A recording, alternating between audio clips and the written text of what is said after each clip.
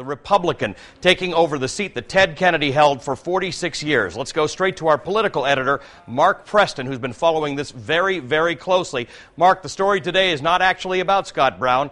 It's about President Obama and his agenda and the Democrats. What do we know?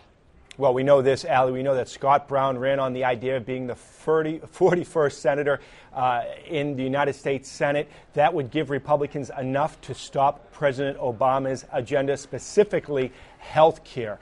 Democrats had 60 votes going into last night, Allie. They needed 60 votes to get health care through. Once he gets sworn in, that's gone. Mark, let me ask you this. Why do they need 60? Why do they not need 50 plus 1? Why do they not need 51 votes? What is wrong with our politic that the Democrats actually have to have 60 to get this through? Is it because we have no partisanship in Washington anymore, or no bipartisanship? Look, President Obama, Allie, came to town on this whole idea of hope and change. He said he was going to change the partisan politics here in Washington, D.C. The fact of the matter is, though, we are a very divided nation, and we are very divided here in Washington, D.C. Democrats are not going to be able to get through a health care bill that Republicans are going to say, we absolutely agree with it. They have a lot of problems. But also, Democrats have problems within their own party, Allie, on how this health care bill should look. Should it have an abortion clause in it that would prevent federal funds for abortion? How should we pay for it? Should there be exclusions for some states regarding paybacks on Medicare? There's a lot of problems with this bill. Let's listen to John McCain and what he said after this election victory by Scott Brown last night. Listen to this. Last night, a shot was fired around this nation.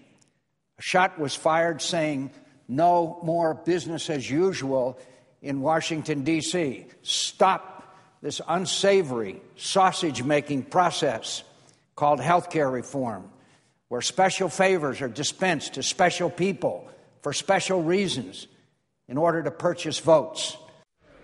Mark, who's right? Is it those people who say this was a shot that was heard around the nation, or was this an election in Massachusetts by people who just didn't like the Democratic candidate? You know, given the fact that it all comes down to health care, it is a shot heard around the nation. And the reason being is that this was President Obama's #1 domestic issue. Putting aside all the bailout money, Allie, putting aside the fact that President Obama had to deal with the auto industry collapsing, with the housing industry collapsing, this was his #1 domestic issue. He's not going to see it delivered upon. You have a lot of conservative Democrats right now, Allie, that are looking towards Massachusetts saying, if we can't hold on to Ted Kennedy's seat, how can they protect me in November? So there's a lot of concern among Democrats in the Democratic Party. All right, let's talk about what the options are going to be for health care. You touched on them, but the reality is, and we're still trying to hear more and more, we'll get a briefing, which will be live here in just a little while from the White House. What are their options at this point? They can pass it before Brown is seated, but that could have some reverberations for them as well.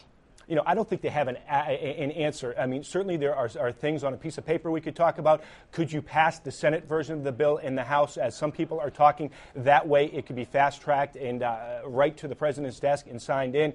Could you, try to do some other legislative maneuvering to try to change some things, to try to fast-track it? Bottom line is right now, though, there is concern in the Democratic Party to do such a thing. It would be seen in a very unseemly manner if they try to do this health care bill. You know a lot about Brown. You know a lot about the politicking, Mark. Let's go to bullet point number 4 on our screen.